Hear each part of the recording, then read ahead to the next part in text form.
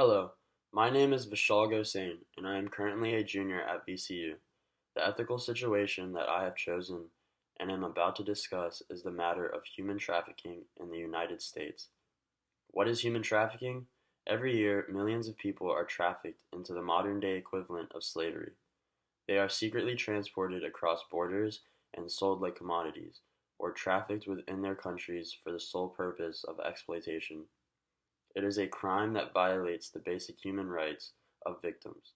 Trafficking in persons is defined by the means of recruitment, transportation, transfer, harboring, or the receipt of a person by means of a threat or use of force or other forms of coercion, such as abduction, deception, abuse of power, or of a position of vulnerability, or the giving or receiving of payments or benefits to achieve the consent of a person having control over another person for the purpose of exploitation.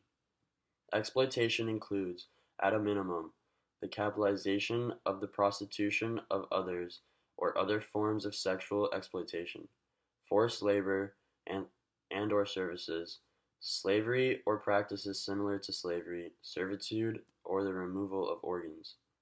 The various stakeholders involved in this inhumane crime include the actual kidnappers, the victims being stripped of their rights, and the heroes going out of their way to stop this injustice.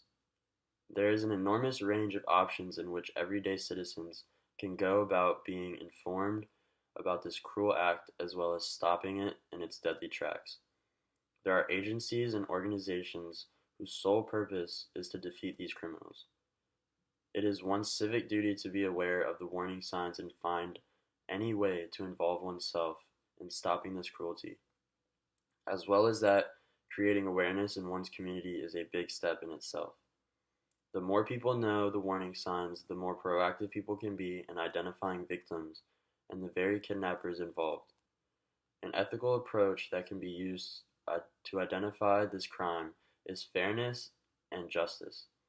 Through this, agencies such as police, including the FBI and our very own society, must transition from switching the emphasis away from the prostitutes and solely focus on the pimps, who sell them and the people who pay them for their services.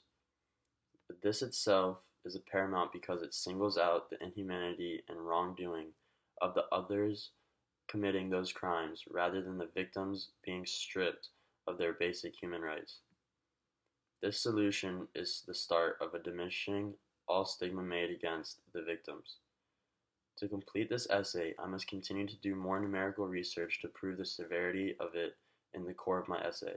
I wish to strengthen my data to prove the depth of how often this crime goes, and how unseen it can be by everyday people due to its taboo nature.